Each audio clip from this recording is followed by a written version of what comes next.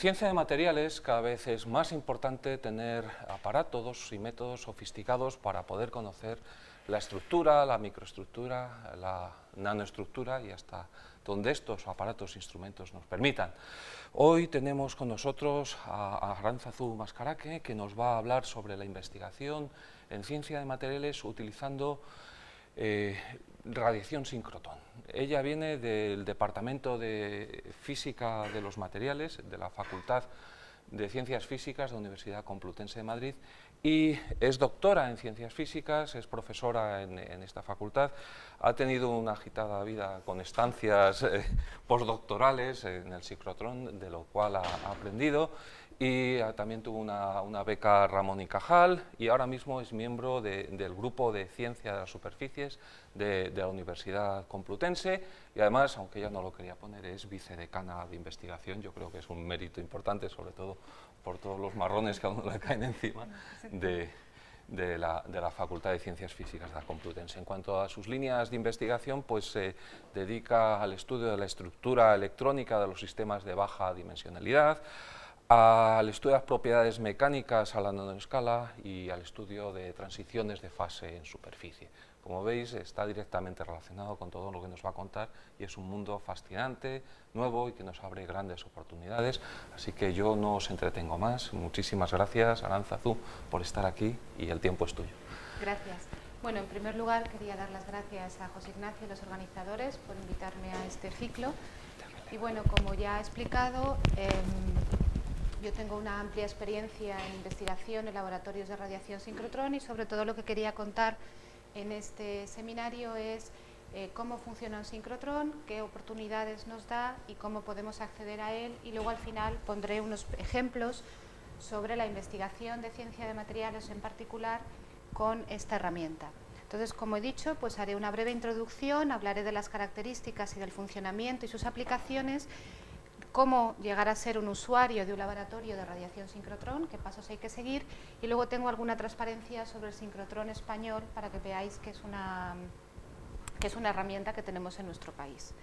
Entonces, ¿por qué la radiación sincrotrón en un sitio como este, en un departamento de ciencias de materiales? Bueno, pues no hace falta vender aquí, que tenemos que con la ciencia de materiales lo que pretendemos es no solo estudiar materiales conocidos, sino poder diseñar a la carta ciertos materiales. En particular, queremos elegir algunas de las propiedades más importantes que tienen los materiales, desde las propiedades electrónicas, las propiedades magnéticas, las propiedades mecánicas o las propiedades ópticas. Y todo ello es porque si conocemos en detalle todas estas propiedades, sabemos cómo funcionan, por qué son como son, podemos diseñar, modificar a la carta materiales que nosotros queramos estudiar, que queramos fabricar. Tenemos un problema y podemos diseñar un material que pueda hacerlo.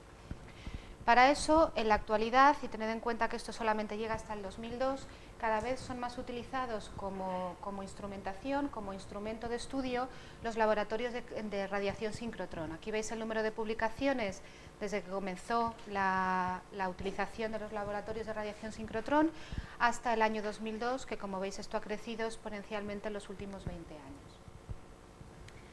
¿Por qué los laboratorios de radiación sincrotrón? Bueno, pues simplemente para centrar un poco las ideas, este es el tamaño de la longitud de onda, una imagen del tamaño de la longitud de onda, y como veis, a medida que queremos estudiar cosas o propiedades cada vez más pequeñas, necesitamos una longitud de onda cada vez más pequeña.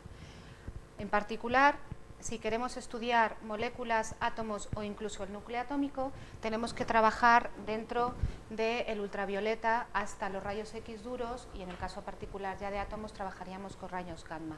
Los sincrotrones nos dan luz en este rango de aquí, desde el ultravioleta hasta los rayos X duros. Entonces, lo que vamos a hacer es, o lo que hace un sincrotrón es mandar luz sobre la muestra y estudiar la interacción de esta luz sobre la muestra. Hay muchas interacciones posibles. Si mandamos luz, podemos estudiar todas y cada una de las cosas que aparecen en la transparencia. Podemos estudiar la luz transmitida, hacemos transmisión. Podemos estudiar la luz difractada, la luz la que ha tenido una difusión elástica, fluorescencia o la fotoemisión. Incluso podemos estudiar también los resultados de distintas interacciones, como veremos un poco más adelante. Pero la razón por la que explico esto es porque nosotros vamos a mandar luz y vamos a estudiar cualquier cosa, no estamos constreñidos a estudiar nada en particular. Podemos estudiar cualquier interacción de la luz con la muestra, de manera que cualquier propiedad en la que la luz tenga un papel generador de interacción será susceptible de ser estudiada con un laboratorio de radiación síncrotrón. Bueno, entonces, un laboratorio de radiación síncrotrón no es más que una gran instalación científica de carácter compartido. Esta es una fotografía del síncrotrón europeo, del SRF, donde podéis ver que efectivamente es una gran instalación, no solamente porque trabajen muchos científicos, sino también por su tamaño. Esto de aquí es el parking y son los coches. Entonces, esto tiene cientos de metros de diámetro, y en particular en el SRF, hasta hace muy poco, porque lo han prohibido, el interior la gente se desplazaba en bicicleta, porque es un laboratorio muy grande que está formado por muchos científicos, y en el caso del SRF participan muchas nacionalidades, para todos aprovechar la emisión particular de luz de este centro. Entonces, está formado por un anillo central, un conjunto de líneas de luz o beamlines, que son donde físicamente se realiza el experimento, y luego otro conjunto de cosas que voy a explicar más adelante para producir la luz, para inyectar los electrones y producir la luz. Pero fundamentalmente cada uno de los podemos pensar que cada una de estas líneas es un laboratorio, y que esto es tan grande, simplemente es lo que nos da la luz. Cuando uno va a un síncrotrón no le importa tanto esto, mientras funcione ya está, sino que se preocupa de su línea, porque esto es como si fuese su laboratorio, ¿vale? El síncrotrón te da la luz y del resto te olvidas. Entonces, como voy a explicar, un síncrotrón no es más que un acelerador de electrones. En realidad es un acelerador de partículas cargadas. Al principio se utilizaban protones, pero en la actualidad es más fácil manejar electrones, y la ventaja que tienen los protones no son tan grandes, y entonces se utilizan electrones desde hace ya bastantes años. La luz la generan los electrones que viajan por el anillo. Utilizamos campos magnéticos de distinto tipo para curvar la trayectoria y emitir esa luz, que es luz síncrotrón. Para que esto tenga sentido necesitamos que los electrones circulen durante muchas horas, porque queremos un experimento que nos dure, en particular, si es posible, durante días. Y para tener las ventajas de la luz síncrotrón también necesitamos que los electrones circulen a una velocidad muy cercana a la velocidad de la luz. Una fracción pequeña de la velocidad de la luz. Entonces, es, como he dicho antes, una gran instalación de carácter compartido, es un instrumento muy caro, y por lo tanto no tiene sentido ni hacerlo, ni que lo diseñe ni siquiera una universidad, ni siquiera un conjunto de universidades, sino que la mayor parte de los síncrotrones son nacionales o transnacionales. Alguno, por ejemplo, en particular en Japón, que tiene una densidad de síncrotrones más alta, pues pueden tener su origen en una empresa. Hay empresas que tienen su propio laboratorio de luz síncrotrón, o una universidad, pero casi siempre tienen carácter nacional o carácter transnacional. Son muy grandes. Este es un ejemplo del SLS, que es el síncrotrón suizo. Es una imagen que me gusta particularmente porque tiene el techo de madera y es como así muy bonito para enseñar. Luego, como hemos visto en la fotografía anterior del SRF, tiene un tamaño típico de decenas o cientos de diámetro de tamaño, por lo tanto es muy grande, y esto es el anillo, y como las líneas de luz están fuera del anillo, pues el propio hall experimental tiene que ser todavía más grande para incluir las líneas también, ¿no? La capacidad de curvar los electrones depende de la intensidad del campo magnético que tengamos, y por lo tanto aquí necesitamos una tecnología similar, por ejemplo, a la tecnología del LHC. Es decir, tenemos anillos, en ocasiones tenemos imanes, en ocasiones imanes permanentes, pero también podemos tener imanes superconductores. Depende de la intensidad del campo magnético que necesitemos, pues necesitaremos un tipo de imán o un tipo de otro. Y actualmente, con la tecnología actual, los electrones giran en el síncrotrón, en el anillo principal, con una energía de 2 gigaelectronvoltios, lo cual les permite generar luz de hasta 10 kiloelectronvoltios, rayos X duros o incluso más. Esta es un anillo relativamente pequeño, el del SRF, el del SLS de tercera generación. Algunos anillos más grandes, como el SRF, generan luz, rayos X, luz más dura, de rayos X más duros. Históricamente tienen su origen en los aceleradores de partículas clásicos, típicos, que se utilizaban para estudiar la interacción de la materia, en particular por los físicos de partículas. En 1930 aparecen los primeros aceleradores, que son los ciclotrones, que es el antecesor muy viejo del LHC, donde un haz de partículas cargada chocaba contra otro haz de partículas cargada, generaba interacciones y partículas nuevas, y los científicos estudiaban esas interacciones. Lo que ocurrió es que en 1947 estaban estudiando qué ocurría y por qué se perdía energía cuando se mandaban esos haces a chocar uno contra otro. Como no eran completamente rectos, sino que en un determinado lugar se producía una trayectoria curvada y los electrones perdían energía. Entonces se utilizó un tubo de cristal para ver qué es lo que estaba pasando y se pensó que uno encontraría chispas, pues como es carga, pues como que estaban chocando los electrones, o en este caso creo que eran protones entre sí, y que producían algún tipo de pérdida energética. Sin embargo, lo que vieron fue una luz. Pues esta luz así, que hay aquí, vieron esta luz. Esta luz, Langmuir fue el primero en darse cuenta que era luz sincrotrón y que podía ser utilizada. En 1956, por primera vez, cuando los físicos de partículas no estaban utilizando el haz, se permitió que dos científicos, Tumlani y Harman, utilizaran esa luz para estudiar la materia. Y obtuvieron transiciones de metales nobles no predichas en Cornell, que fue uno de los primeros sincrotrones, o sea, uno de los primeros lugares donde se utilizó la radiación sincrotrón. El primer sincrotrón, ya diseñado como tal, es decir, para producir este tipo de luz y utilizar la luz para estudiar la materia, aparece en 1968 en Wisconsin, el SRC, que todavía existe, distintas upgradings, y que está bajo tierra, porque en ese momento se pensaba que podía ser peligroso, y entonces está metido en una montaña. Y en 1969, ACO en París y DESY en Hamburgo. ACO es el predecesor del LURE, que a su vez es el predecesor de Soleil. O sea que los franceses ya han tenido al menos 3 generaciones de sincrotrones en París.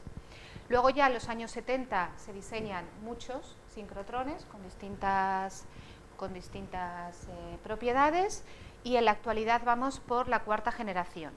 Es decir, se llama la primera generación a los aceleradores de partículas, donde la radiación sincrotrón era parasitaria, es decir, se utilizaba cuando los demás no querían utilizarla. En la 2ª generación, cuando ya se diseñan fuentes para producir específicamente y utilizar la radiación sincrotrón. La 3ª generación, fundamentalmente fuentes con secciones rectas, onduladores y wigglers, que son los sistemas de inyección, como veremos un poquito más adelante. Y en la actualidad estamos ya en la 4ª generación, que son los de inyección continua, microonduladores, y se está diseñando y funcionan, aunque están todavía en fase de pruebas, los aceleradores de 5ª generación o los de láseres de electrones libres, que también explicaré un poco al final qué es lo que son. Entonces, ¿por qué una fuente de radiación sincrotrón? Bueno, pues para explicar la construcción de un laboratorio que es claramente tan caro y que implica una inversión económica tan importante, tiene que haber detrás una compensación desde el punto de vista científico. La primera y más sencilla es el brillo. Esto es lo que uno esperaría de una fuente de rayos X normal. Bueno, esta es la intensidad del brillo de la primera radiografía de Rothenberg. Este es lo que uno tiene con una fuente de rayos X de un laboratorio. Los que hay en los laboratorios también, un ánodo de rayos X, por ejemplo, que utilice el K-alfa, del molibdeno, etcétera. A partir de aquí vemos cómo, esto está en órdenes de magnitud, vemos cómo crece el brillo utilizando los primeros sincrotrones de radiación, los primeros centros de radiación sincrotrón, y esta, como es una diapositiva obtenida del SLS, que es el suizo, el del techo de madera, pues podéis ver aquí cómo se multiplica decenas, bueno, son casi entre 9, pongamos por ejemplo, y 21, tenemos 10 órdenes de magnitud más por utilizar un sincrotrón de 3ª generación. Si uno va a una figura ya un poquitín más fea, pero obtenida de un de un trabajo científico. Esta es una figura del upgrading del SRF, explicando la mejora que se iba a hacer, la segunda mejora del SRF, y podéis ver cómo efectivamente sube hasta el mismo brillo del SLS, pero en el caso del SRF es que llega hasta rayos X más duro, y por lo tanto es mucho más difícil de hacer. ¿Y cuánto se espera que se obtenga la mejora del brillo con los sincrotrones de quinta generación o los láseres de electrones libres? Que pasamos desde 10 elevado a 21 hasta de nuevo 10 elevado a 26, es decir, hay 5 órdenes de magnitud de mejora en el brillo por los sincrotrones de quinta generación. Bueno, esto produce una enorme cantidad de calor, no es que tenga mucho interés, pero bueno, por poner un poco la medida, si vemos cuánto es el calor del haz, el calor que transmite el haz, pues estaríamos prácticamente en el mismo calor por milímetro cuadrado que la superficie del Sol. Es decir, el haz es un haz muy intenso y que por lo tanto transmite una gran cantidad de calor. Para hacer esto, desde el punto de vista de la construcción, requiere unas condiciones muy demandantes. Es decir, necesitamos un sistema particularmente estable porque tenemos unos electrones viajando por un tubo que típicamente tiene unos centímetros de diámetro y que están viajando a velocidades cercanas a la velocidad de la luz. Por lo tanto, lo más importante es que necesitamos un suelo muy estable. Normalmente los sincrotrones están formados por una única base de cemento, que es lo que supone la mayor parte del coste económico, porque entre toda esa base, que por lo tanto, como ocupa todo el sincrotrón, tiene cientos de metros de diámetro, no puede haber más de 1 milímetro entre un extremo y el otro de la base de cemento, y además tienen que ser estables en el tiempo, frente a la temperatura, frente a los movimientos de tierra, etc. Por ejemplo, el último sincrotrón que hay ahora de tercera generación en Inglaterra, hicieron la base de los pilares y se encontraron que, como es una isla que tiene una zona en la que está, cuando uno profundiza un poco, lo que tiene es un terreno arcilloso. Entonces, al anclar los pilares allí, el terreno se movía y tuvieron que aumentar mucho el anclaje hasta llegar a la zona mucho más estable, atravesar toda la arcilla y llegar a la zona más estable, y eso multiplicó el precio del sincrotrón prácticamente por 2, y era solamente la base. Es decir, lo más caro no es la instrumentación, que también lo es, sino obtener una base suficientemente estable y que no sea y que sea estable en horas, en días, en meses, y a cualquier modificación que podamos tener. Otra de las obligaciones es que la temperatura tiene que ser estable, particularmente en el interior del anillo. Por eso los sincrotrones no tienen ventanas, es decir, para impedir que la luz del sol caliente una zona del suelo y no otra zona del suelo y produzca dilatación. Como eso es bastante desagradable a la hora de trabajar, pues ahora se ponen ventanas, pero de manera que no entra el sol directamente. Es decir, entra la luz, pero no los rayos de sol de forma directa, para que haya algo de luz natural, ya que se trabaja 24 horas al día y es muy... Uno al final tiene sensación de gallina cuando está ahí dentro, no sabe ni qué hora es ni nada, que haya algo de luz natural, lo cual se agradece mucho a la hora de trabajar, pero no se modifique el suelo. Bueno, ¿y cómo funciona? Pues la emisión de radiación electromagnética es similar a la de una antena. Entonces lo que tenemos es una carga que se mueve a una velocidad muy alta y que cuando modificamos su trayectoria emite luz, ¿vale? Esta es la ecuación de la potencia de la luz emitida, que tiene forma de lóbulos a lo largo de la trayectoria en el caso de que el campo magnético, que es con lo que modificamos la trayectoria, sea perpendicular a la velocidad. Si eso ocurre, como la fuerza es perpendicular a la trayectoria, no se produce trabajo y por lo tanto tampoco se produce gasto, ¿vale? Por eso pueden seguir emitiendo a esa... O sea, por eso no se desaceleran. Cuando la velocidad de la luz de las partículas es menor que la velocidad de la luz, bastante menor, lo que tenemos es radiación ciclotrón, de ahí los ciclotrones, es decir, aceleración de partículas con una velocidad que es menor que la velocidad de la luz, y la emisión de potencia radiada es simétrica en forma de lóbulos, como he dicho. Cuando aumentamos mucho la velocidad y estamos cerca de la velocidad de la luz, se produce este efecto de enfoque a lo largo de la dirección en la que se mueven los electrones. Y esto es lo que nosotros buscamos. Lo que estamos haciendo, por lo tanto, es emitir, no solamente emitimos luz, sino que esa luz está dirigida y enfocada en la dirección en la que se produce el movimiento del haz electrónico. Este es un ejemplo real de cómo las figuras que se utilizan a la hora de definir cómo es la luz, en lo que se puede ver que cuando tenemos una curvatura de este estilo, pues tenemos, normalmente lo colimamos a través de una rejilla y tenemos un haz de luz que es muy ancho en esta dirección, en la dirección del suelo del anillo, y muy pequeñito en la dirección perpendicular al anillo, ¿vale? Entonces, la luz que vamos a producir es una luz generada por los electrones cuando giran dentro del anillo. Entonces, las propiedades de esta luz son muy interesantes y nos permiten utilizarla o tener propiedades que no podemos obtener con otras fuentes de luz. Por ejemplo, en primer lugar, es una luz de onda sintonizable desde las microondas hasta los rayos X. Es decir, tenemos una fuente de luz que emite luz a lo largo de una enorme cantidad del espectro electromagnético y por lo tanto podemos cortar la luz en el lugar en el que queramos. Es decir, podemos ir a un sincrotrón y si lo deseamos podemos obtener luz de microondas o podemos tener luz de rayos X, ¿vale? Esto es un poco más complicado, como veremos más adelante, pero es real. Es decir, yo tengo una fuente de luz desde los microondas hasta los rayos X. Es una fuente, como he dicho, de una alta intensidad y un alto brillo. Está polarizada linealmente en el plano del anillo. Si uno hace las ecuaciones con cuidado, obtiene que la luz está polarizada en el plano del anillo, que también es muy interesante. Si uno quiere estudiar propiedades magnéticas, entonces necesita modificar la polarización de la luz y eso también se puede hacer en la actualidad con sistemas de inserción que nos permiten obtener luz circularmente polarizada, a derechas, a izquierdas, elíptica, polarizada en el plano o polarizada perpendicular. Es decir, controlo la polarización de la luz de manera intrínseca de la luz generada. Es una luz con estructura temporal, con pulsos ultracortos, que permite también realizar estudios temporales de ciertas propiedades. Esta es una gráfica de cómo se modifica o cómo es la intensidad de la luz producida en la salida de una línea cualquiera.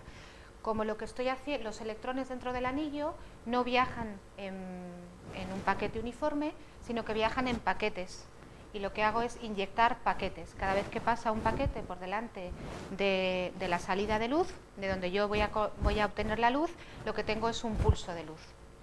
Si no me interesa, estos paquetes son tan cortos que si no me interesa yo no detecto que haya ninguna estructura temporal. Es decir, lo único que veo es un continuo de luz. Pero si me interesa, si tengo un sistema de detección suficientemente bueno para observar estos paquetes, puedo hacer estudios temporales. Por ejemplo, puedo ver, y se está haciendo, cómo decae una proteína o cómo son las transiciones de electrones de la banda de valencia a la banda de conducción o viceversa. Es decir, puedo estudiar evoluciones temporales de mi sistema en el caso de que lo desee. Si no lo deseo, pues no lo veo y ya está. Y luego tiene una alta estabilidad temporal. Desde horas, los más antiguos, antiguamente cada 6-7 horas había que inyectar electrones, hasta los más modernos que son de inyección continua, donde lo que tengo es una estabilidad del haz del orden de semanas, meses, hasta que ocurra alguna desgracia. Por ejemplo, en la actualidad, cuando a uno le dan tiempo de sincrotrón y le dan una semana, pues no nota la inyección. Es decir, tú vas y desde el principio que vas hasta el día que te vuelves, la intensidad del haz es exactamente la misma y es estable. Ya digo, salvo que no ocurra alguna desgracia y se caiga. Hay sincrotrones más antiguos que no tienen inyección continua, que lo que ocurre es que se pierde el haz a lo largo del tiempo, pues porque el haz choca contra las paredes, etcétera, y entonces se para, se produce una inyección y entonces vuelve a caer la intensidad, se para, se produce una inyección, vuelve a caer la intensidad, etcétera. Actualmente los sincrotrones de cuarta generación tienen inyección continua, son capaces de estar inyectando continuamente electrones, el sistema es tan estable que pueden inyectar electrones de manera que no se nota la pérdida. Inyectan con la misma velocidad con la que se están perdiendo los electrones, de manera que se mantiene la intensidad constante. Bueno, la energía del anillo depende del anillo que uno tenga. Cuando uno diseña un anillo, lo diseña con una energía determinada. En función de la energía del anillo, pues emito, esta es la energía crítica, emito electrones, emito luz con una energía crítica máxima. Cuanto mayor es la energía del anillo, más es la energía crítica. Por lo tanto, cuanto más rápidamente dan vueltas los electrones en mi anillo, mayor es la energía máxima a la que yo puedo obtener luz de ellos. Esto escala también con el tamaño del anillo, porque estamos limitados por la intensidad del campo magnético que somos capaces de aplicar. Si queremos que vayan muy deprisa, necesitamos aplicar campos magnéticos más intensos para curvarlos y por lo tanto no podemos hacerlo en un círculo más pequeño. Entonces, los anillos más pequeños pues tienen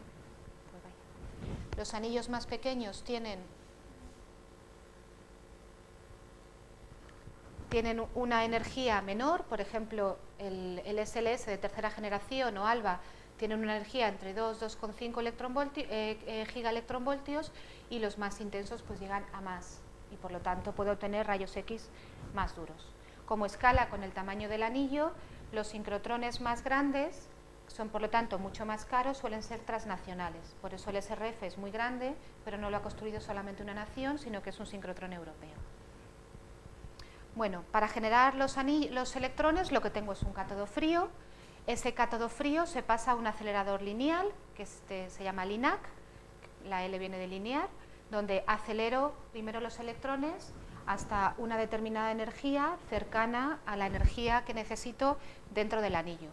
Luego, este sería la zona del LINAC, aquí los genero, aquí los acelero y luego los meto en un anillo más pequeño que se llama booster, donde dan unas vueltas hasta alcanzar ya la energía que yo utilizo o la energía con la que van a desplazarse dentro del anillo principal, ¿vale?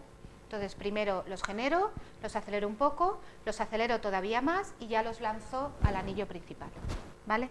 Esta gráfica me parece que es del SLS, o sea, que es, no es del SLS, no sé ahora de dónde es, porque la mayor parte de los anillos ahora lo que tienen es que este anillo chiquitito corre paralelo al anillo grande, ¿vale? Y así es más fácil luego realizar la inyección directamente al anillo grande, ¿vale? Entonces, una vez que ya tengo los electrones dando vueltas alrededor del sincrotrón, lo que necesito es conseguir la luz a partir de ellos. Los sincrotrones de segunda generación lo único que tenían era un campo magnético, lo que se llama un bending magnet, un campo magnético, de manera que tengo un giro del electrón y aquí la emisión de luz, como he dicho, en un plano paralelo al suelo. En la actualidad, los sincrotrones de tercera generación tienen varias soluciones para hacer esto. La más barata y antigua es lo que se llama un wiggler. Simplemente en vez de hacer esto una sola vez, lo que hago es que tengo muchos imanes enfrentados, de manera que en vez de hacerle dar una vuelta, le hago dar una vuelta así, más de una vuelta, de manera que esto emite más, con una mayor intensidad y de forma continua. A su vez también tengo lo que se llaman onduladores, donde en vez de hacer esto una vez o varias veces, lo hago varias veces y de una manera inteligente, de forma que tengo entre la emisión de luz de aquí y la emisión de luz de aquí, tengo interferencia constructiva para aumentar todavía más la intensidad. A cambio, esto es mucho más intenso, pero tiene estructura. Como veis, ya no tengo una cosa suave y limpia aquí, donde me puedo colocar en mi experimento donde yo quiera, sino que tengo una estructura dentro del ondulador.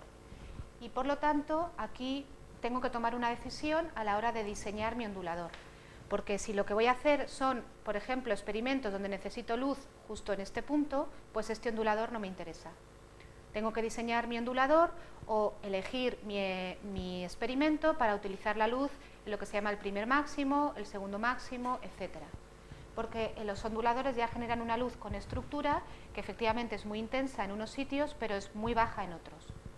De forma que, aunque el sincrotrón me ofrece luz en cualquier lugar, como podemos ver aquí, este es un bending magnet, efectivamente aquí tengo luz en cualquier sitio, de nuevo esto es logarítmico, con un ondulador tengo mucha más intensidad, pero hay zonas donde tengo muy poca intensidad, ¿vale?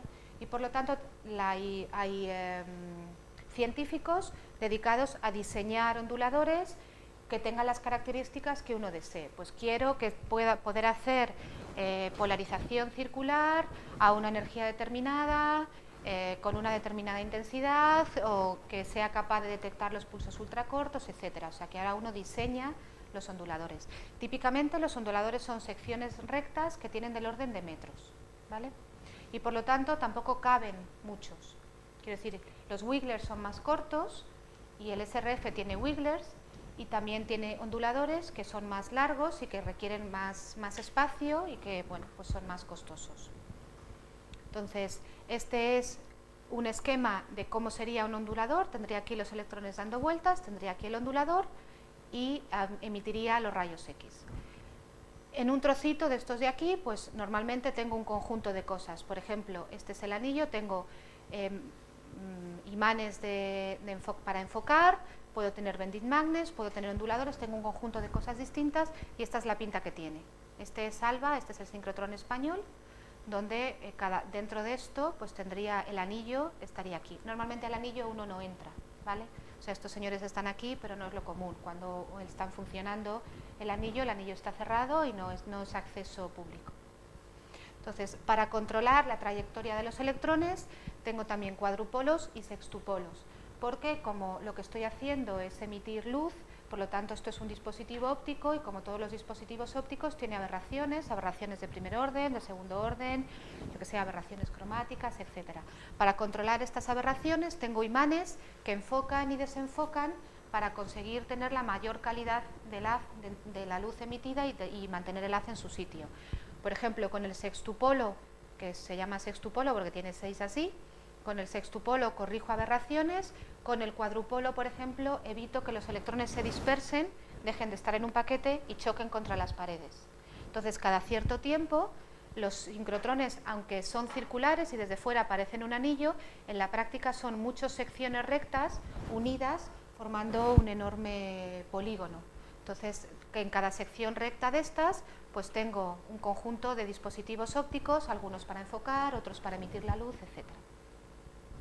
Bueno, pues una vez que he conseguido el anillo, tengo los electrones dando vueltas y estos emiten luz y he conseguido que emitan a través de un dispositivo de inserción, lo siguiente es aprovechar esa luz y para eso están las líneas de luz, que es esto.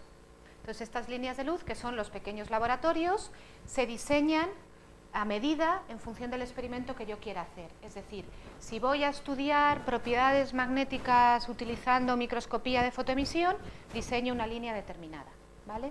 Entonces, esta línea pues viene desde el anillo y tiene una óptica para la luz del anillo, un lugar donde tengo el experimento y un lugar donde están los experimentadores, ¿vale? Hay líneas que están abiertas, es decir, si yo estoy utilizando luz ultravioleta no es peligrosa y está abierta, como podría tenerlo en un laboratorio, y hay líneas que están cerradas en un hatch, por ejemplo, si tengo rayos X que son peligrosos, pues no conviene que yo esté cerca cuando está teniendo lugar el experimento y entonces se cierran, están blindadas, las paredes son especiales, etc. ¿Vale? Y como digo, cada una de estas líneas ya están específicamente diseñadas para una determinada cosa. No es lo mismo querer hacer difracción de proteínas para obtener la estructura de una proteína que estudiar el cemento para ver la microestructura del cemento. La técnica experimental es distinta, las necesidades son distintas y por lo tanto la línea que yo diseño es diferente. Bueno, entonces aquí hay un pequeño vídeo de el ALS, que es el sincrotrón que está en Berkeley, que a pesar de que hay terremotos se las han apañado para hacer un sincrotrón que funciona. Entonces, este es el sincrotrón, es una imagen bastante realista del sincrotrón, ahora va a desaparecer el techo, entonces se emite luz a partir de aquí, se generan los electrones, este es el LINAC, se generan aquí en el cátodo frío, se mandan al booster, que está aquí, donde empiezan a acelerarse, y luego a partir de ahí ya se mandan al anillo y como veis cada vez que pasa por alguna de estas zonas emite luz, ¿no? Porque emite luz a una de las distintas líneas de experimentación. Lo emite a través, por ejemplo, de un ondulador como este es como funcionaría un ondulador, como digo, en vez de hacer solamente una vuelta, hace muchas vueltas para aprovechar la pasada todavía mejor. Elijo con un monocromador de toda la energía que me ha dado, elijo una sola, por ejemplo la violeta, y en este caso pues es un experimento de difracción, por ejemplo, y obtengo un patrón de difracción de lo que sea. En este caso es una proteína, ¿vale?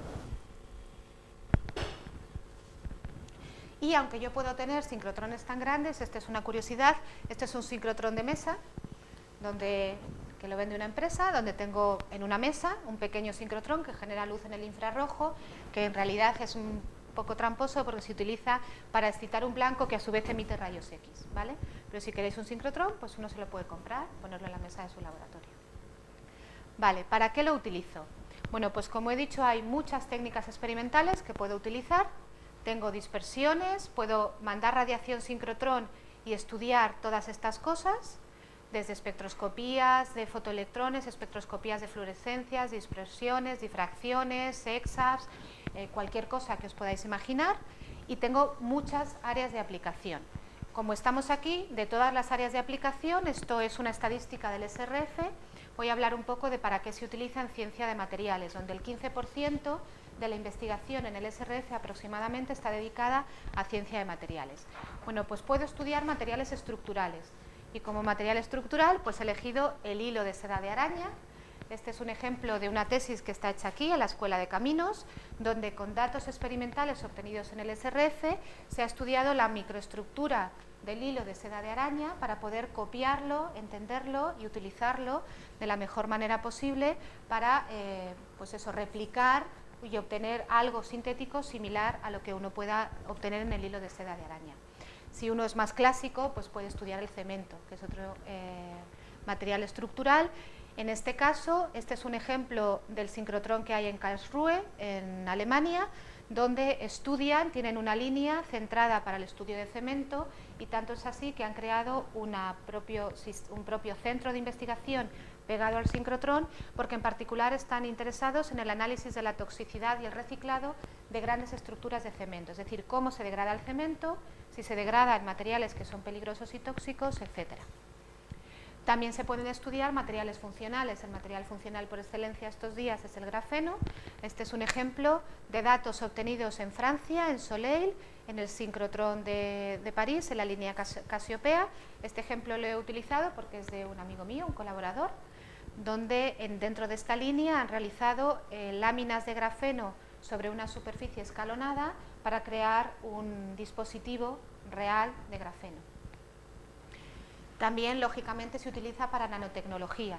Puedo hacer piezas de construcción, puedo estudiar nanomagnetismo, por ejemplo, pequeños triangulitos como este, donde puedo estudiar cómo es el magnetismo dentro de esos triángulos de tamaño nanométrico. Para ello necesito un haz de tamaño nanométrico, como veis aquí, y luego puedo hacer muchas aplicaciones, pues estudiando distintas cosas a distinto tamaño, porque como el haz es muy pequeño y la intensidad es muy alta, me permite ver cosas particularmente pequeñas, y por lo tanto en nanotecnología es una de las áreas de mayor crecimiento.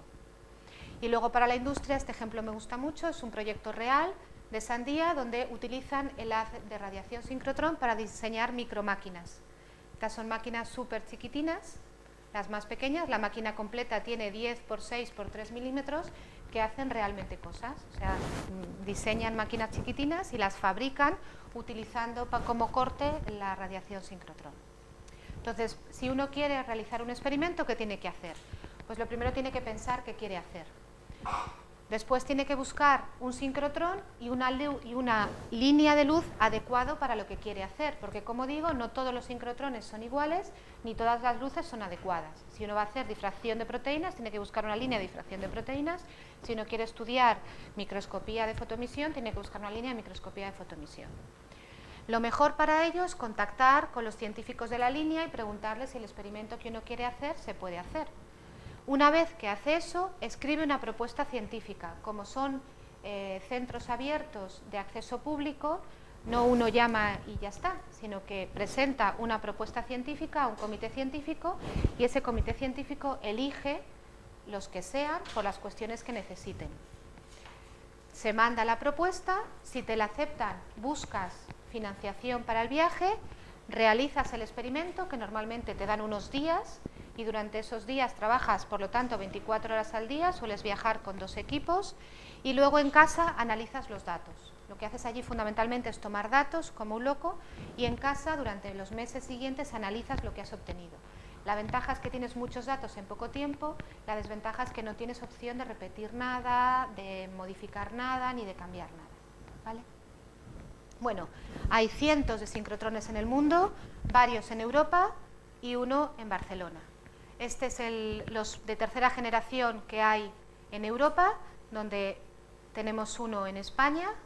El más grande, como he dicho, en Europa es el SRF, que es una fuente europea con 40 líneas, donde el 4% lo paga España.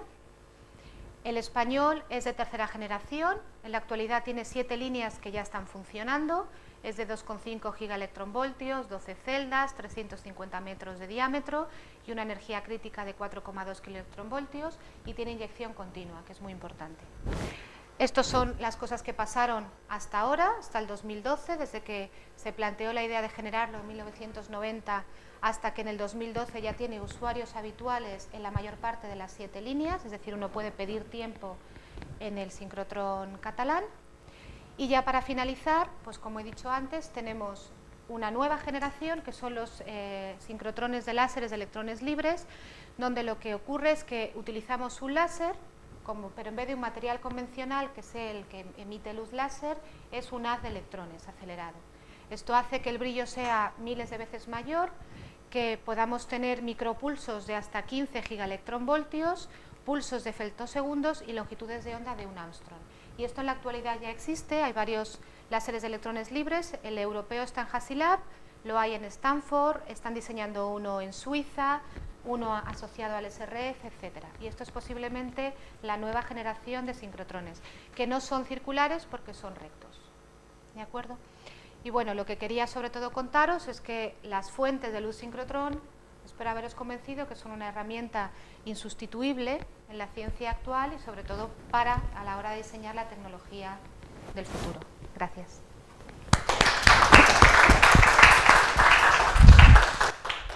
Muchísimas gracias, Arantzu, por darnos esta luz de sincrotrón. Y tenemos tiempo para alguna pregunta, así que espero que os animéis. Sí. Perdona, un instante, te paso el micro para recoger mejor la pregunta. Hola, yo quería saber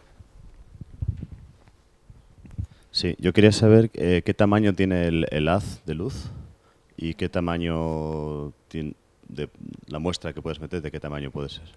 Eso depende de la línea. El haz de luz típicamente tiene tamaño de micras. Lo normal, si uno no hace nada, tiene tamaño de micras. Por lo tanto, necesitas una muestra que al menos sea de micras. Si uno hace un esfuerzo extra, puede focalizar, como he dicho antes, puedes focalizar la luz a nanómetros. Si te interesa, por la razón que quieras, por ejemplo, porque estás haciendo microscopía, pues puedes tener una de luz de nanómetros. Y el tamaño de la muestra es variable y de nuevo depende de la línea y del portamuestras que vayas a utilizar. No está tanto determinado por el tamaño del haz, porque son nanómetros, sino determinado por cómo vas a sujetar tu muestra en el portamuestras dentro de la línea. Por ejemplo, hay portamuestras que necesitan pues 5 por 5 milímetros como tamaño mínimo, porque físicamente si no, no cabe, o es demasiado pequeño y se cae, o portamuestras que necesitan centímetros porque, pues por la razón que sea. Pero eso viene determinado por el tamaño del portamuestras. Y el haz, desde micras, que es lo más típico, micras, no sé, por ejemplo en fotoemisión, que necesitamos un haz desfocalizado para que ocupe una amplia zona de la muestra, cuando uno hace fotoemisión normal puede tener hasta milímetros. Depende del diseño, ya ahí viene diseñado por la línea, porque el que sale del anillo es pequeño. Depende de cuánto lo enfoques, etc. ¿Alguna otra pregunta? Sí. Espera, te paso el micro.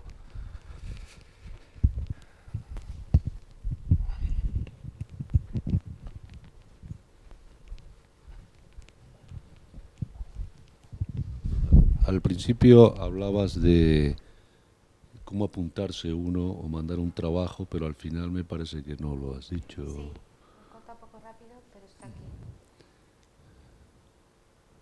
Porque a mí me han contado que hay que esperar muchísimo tiempo, que no sé qué. Bueno, en todo este proceso es largo, porque, Sí. por ejemplo, cuando uno manda al comité científico no está abierto de manera continua, sino que suele haber 2 calls a lo largo del año. Suele haber uno como en invierno, enero-febrero, y otro en el otoño, como en septiembre-octubre. Entonces, mandas el experimento, tu propuesta en ese momento, tienes que esperar a que te conteste el comité científico, que suele contestar en 3 o 4 meses, y luego te dan tiempo para los siguientes 6 meses, porque como lo dan de 6 meses en 6 meses, te llama el responsable de línea y te dice, yo qué sé, tienes esta semana o esta semana, ¿cuál quieres? O tienes esta semana y es esta semana y ya está. Entonces, desde que uno lo manda hasta que al final realmente va a hacer el experimento, lo normal que pasa es entre 9 meses y un año.